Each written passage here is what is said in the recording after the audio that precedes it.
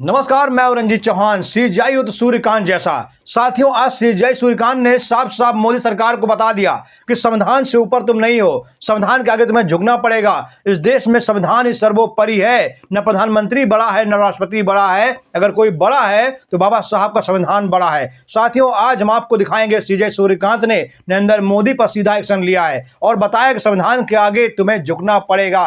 संविधान के साथ नहीं खेलने दूंगा, संविधान के साथ तुम्हें नहीं खेलने दूंगा। ये कठोर शब्द का इस्तेमाल किया है देश की राजनीति के खिलाफ, देश के नेताओं के खिलाफ, नरेंद्र मोदी के खिलाफ, केंद्र सरकार के खिलाफ। साथियों, केंद्र सरकार आज संविधान के साथ खेल रही है, खिलौने की तरह खेल रही है, फुटबॉल की तरह खेल रही है। केंद्र सरकार के जो मंत्री हैं, नेता है, जो बीजेपी के नेता है, वो संविधान के साथ खेल रहे हैं, संविधान को मिटाने की बात कर रहे हैं, संविधान को नीचा दिखाने की बात कर रहे हैं। लेकिन संविधान न कभी मिटा है, न मिटेगा, न कभी संविधान किसी से नीचा हुआ है, न नीचे होगा। संविधान के नीचे सबको रहना होगा। ये बात आज सीजीआई सूर्यकांत ने नरेंद्र मोदी को बता दिया है।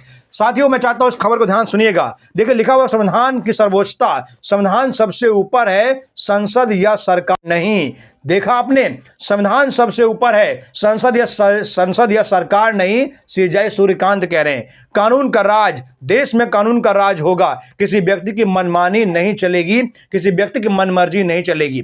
आज हम आपको सीजीआई सूर्यकांत का एक एक वक्तव्य दिखाएंगे, एक एक टिप्पणी दिखाएंगे जो सीधा नरेंद्र मोदी के सीने पर वार करती है, सीधा नरेंद्र मोदी के सीने पर चोट पहुंचती है। शक्तियों का बंटवारा, कार्यपालिका, विधायिका या न्यायपालिका का काम अलग अलग होगा, कोई एक दूसरे पर हावी नहीं होगा। साथियों, सीजीआई सूर्यकांत ने कहा है कि कार्यपालिका, विधायिका और न्यायपालिका तीनों काम अलग अलग होगा, कोई किसी के काम में अड़ंगा नहीं डालेगा। ये नहीं कि कार्यपालिका न्यायपालिका के काम में अड़ंगा डाल रहा हो, ये नहीं होगा। ये कोई नेता मंत्री किसी सीजीआई पर, किसी जज पर दबाव बनाने की कोशिश कर रहा हो या कानून में फेरबदल करने की कोशिश कर रहा हो, कोई ऐसा करने की कोशिश करेगा तो माफ नहीं किया जाएगा। जजों पर सरकार का दबाव नहीं होगा, वे निष्पक्ष होकर फैसला देंगे। साफ साफ कहा है कि जो जज हैं उन पर किसी भी सरकार का, किसी भी मंत्री का, किसी भी मुख्यमंत्री का, प्रधानमंत्री का, राष्ट्रपति का कोई दबाव नहीं होगा, वो निष्पक्ष होकर फैसला देंगे।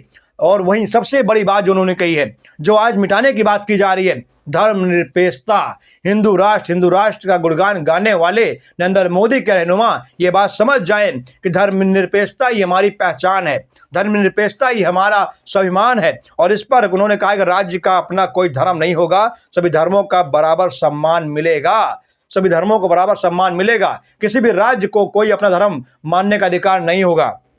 साथियों, देखिए, लिखा है कि संसदीय प्रणाली, देश में चुनाव होंगे और जनता अपने प्रतिनिधि को चुनेगी। देश में चुनाव होंगे। कोई अगर ये सोच रहा हो कि देश में चुनाव नहीं होंगे, वही सर्वे सर्वा है, वही राजा है, वही सर्वशक्तिमान है, तो वो उसकी भूल है। देश में चुनाव होंगे और जनता जिसे चुनेगी वही जो है राजा बनेगा। अब आगे देखिए, लिखा हुआ है कि कोई भी नेता या पार्टी संविधान से ऊपर नहीं है, चाहे उसके पास कितना भी बहुमत क्यों ना हो। यह डॉक्ट्रिन यह भरोसा दिलाता है कि न्याय का वादा कभी खत्म नहीं होगा। यह बनावट ही पूरे स्ट्रक्चर को उपयोगी और न्यायपूर्ण बनाती है। इसी वजह से भारत का लोकतंत्र आज भी जिंदा है और मजबूत है। साथियों, सबसे बड़ी बात उन्होंने क्या कही है कि वो लकीर जिसे कोई सरकार पार नहीं कर सकती है। क्या संविधान का मूल ढांचा सीजीआई सूर्यकांत ने देसी अंदाज में समझा दिया है। सीजीआई सूर्यकांत ने देसी अंदाज में समझाया है कि ये एक लकीर है जो कोई भी सरकार नहीं पार कर सकती, कोई भी सरकार इस लकीर को मिटा नहीं सकती है। वो लकीर क्या है, ध्यान सुनिएगा। सीजीआई सूर्यकांत ने संविधान के मूल ढांचे को खाट की रस्सी जैसा बताया है।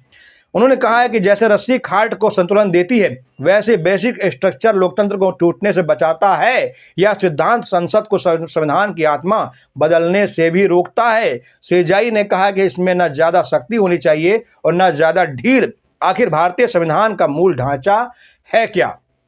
अब आगे देखिए, सीजीआई का यह बयान है आज के दौर में बहुत मायने रखता है। यह याद दिलाता है कि लोकतंत्र से संतुलन कितना जरूरी है। जैसे खाट की रस्सी में तनाव का सही होना जरूरी है, वैसे ही लोकतंत्र में शक्ति और नरमी बैलेंस का दोनों का होना जरूरी है। अगर नियम बहुत सख्त होंगे तो तानाशाही आ जाएगी, अगर बहुत ढीले होंगे तो अराजकता फैल जाएगी। अगर नियम बहुत ज़्यादा कठिन होंगे, जैसे तालिबान में होता है, अफगानिस्तान में होता है, सीरिया में होता है, पाकिस्तान में होता है, अगर यहाँ कानून बनेगा, अगर ऐसा यहाँ देश चलेगा तो फिर देश बिखर जाएगा, देश कट्टरपंथी की तरफ बढ़ जाएगा। इसलिए नियमों में जो है ढीलापन होना भी जरूरी है और नियमों में सख्ती भी होना जरूरी है। दोनों का बैलेंस होना बहुत जरूरी है, वरना देश बिखर जाएगा।